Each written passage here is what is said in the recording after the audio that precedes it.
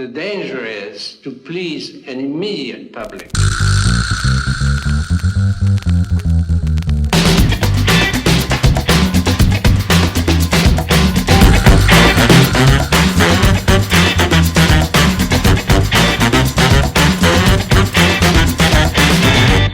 Hello everybody and welcome to The Artist Provocateur. My name is Josephat Reynoso and I'll be your guide through this world of controversial works of art. Our first stop in this journey is the age-old question, what is art? Imagine there for a second, if you will, basketball. Think, how would you define basketball? Now, basketball may not feel like such a hard thing to define, but at the same time, it is many things. It has many different facets. Basketball is a sport. It's also entertainment. It's a practice. It's a way of making a living for the players. So it has all this different spectrum of applications, let's call it that, all of these different facets. But all in all, modern day basketball, though it's different from its origins, it can still be pretty much traced to some basic original rules, right? There's still two hoops, there's still two teams. They exist on opposite sides of the court, and you have to score to win. Now, imagine that next year rules change, or that a player is now 4 feet tall, or that all of a sudden there's more than two hoops, or maybe just that a player goes to play and decides to sit in the middle of the court and do nothing. How would you define basketball then? How does that action by itself change the very definition of what the sport is? Is it still basketball? Would you say that it's changed to the point that it's no longer what it originally was? Now, in a sense, that's exactly what's happened to art. Art looks very different now than it did 200 years ago. It looks very different than it did 100 years ago. Hell, it looks very different than it did 50 years ago. So the players clearly look different, and the game even looks different for some of them. But we still call it art. It's still modern art. To a certain extent, the only thing that seems to keep all these different points in history together is the fact that we still consider it art. Now, the definition of art is almost as controversial as some of the pieces. Because the rules have changed so rapidly and so much in the last 50 to 70 years, it's really hard to keep track with what really constitutes art. Whether or not art can be defined, it's a controversy in itself. There's a lot of people that argue that art particularly is a human practice that cannot be narrowed down to a single concept. Even the philosophical usefulness of a definition is questionable. It's something that's subject of controversy. There's a lot of people that say that having a definition for art is almost antithetical to what art is, and therefore not useful. But there's other people, of course, that argue that a clearer, more defined boundary of what constitutes art is helpful for us to differentiate between what is and isn't. A very common misconception is that art is about beauty, but one of the other things that has to be considered is that there's a lot of beautiful things that we perceive in the world that are not necessarily art. The sunsets, the sea, a lot of different phenomena that exist around us constitutes or fulfills this idea of beauty that we have, and it's not necessarily art. One of the earliest definitions of art comes from Plato. In the Republic, he says that arts are mimetic. That means they represent, they are copying something, they're imitating reality. So in that sense, artworks for Plato are ontologically dependent on, imitations on, and therefore they're also inferior to real objects. So I can create a painting of a tree, but it's not a tree, and it's also by definition inferior to a tree because it's an imitation, it's a copy. Immanuel Kant has a definition of art, more specifically of fine arts, which he calls the arts of genius.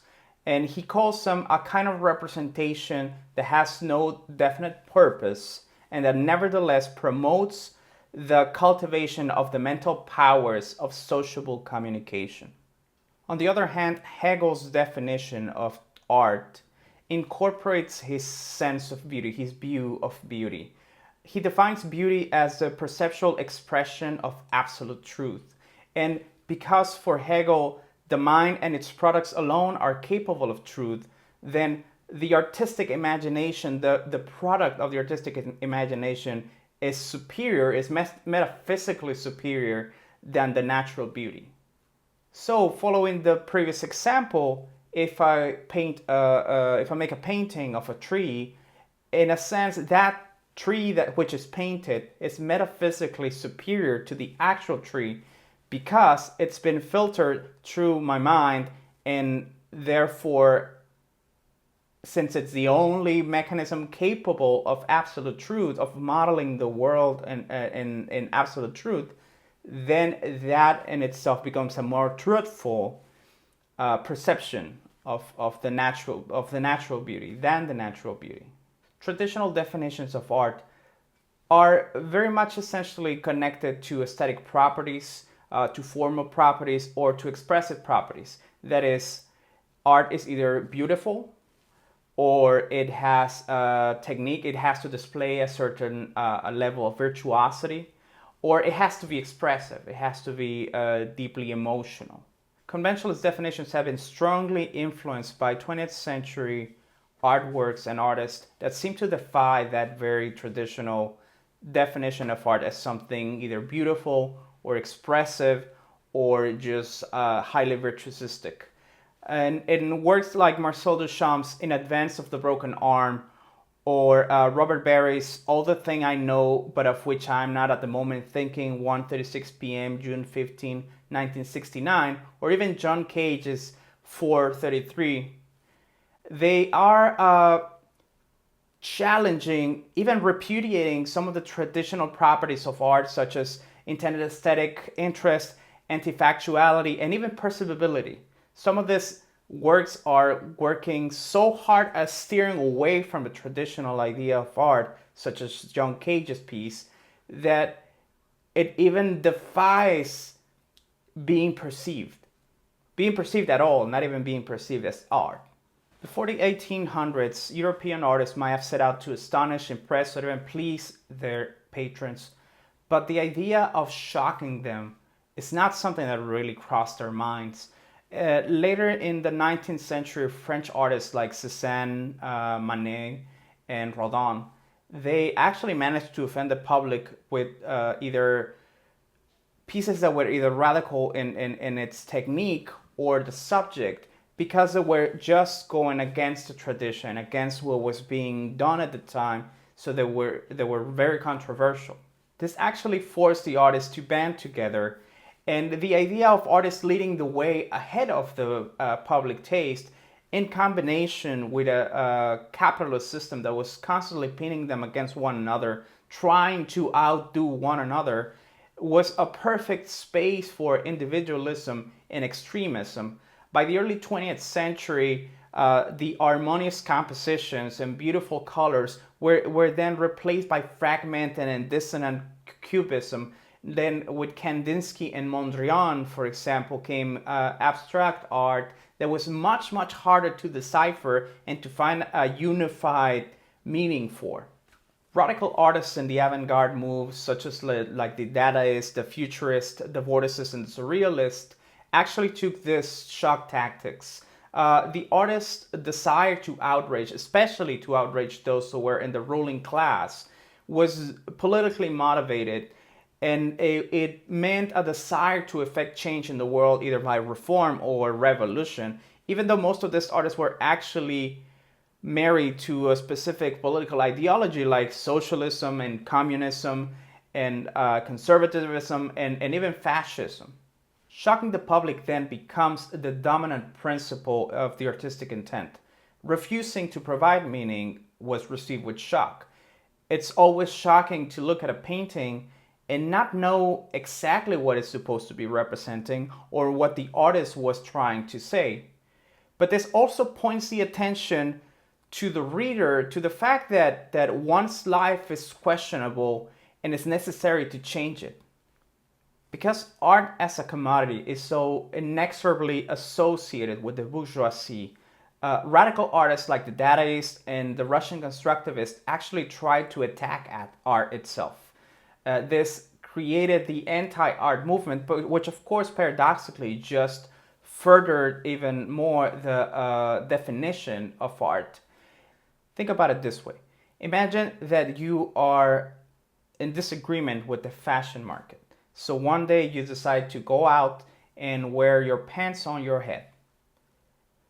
It might be a statement, it's definitely a statement. It might be shocking for a minute, but far from destroying the world of fashion, it just becomes a fashion statement in itself. This gave way to what Ezra Pound called the tradition of the new. How can an artist rebel against a culture of rebellion? Or what about the audience? How can we still be shocked by a constantly expanding definition of what's allowed if the artists keep on trying to outshock the previous one? How can we keep up with that? And how can we still be shocked by that? All right, guys, thank you very much for watching. Before I leave you, here are 5 questions to get us started on our conversation about what is art.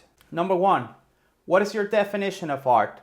What elements do you think constitute art? What is most important? What is the goal of art for you? Number 2, should art always be beautiful or represent reality?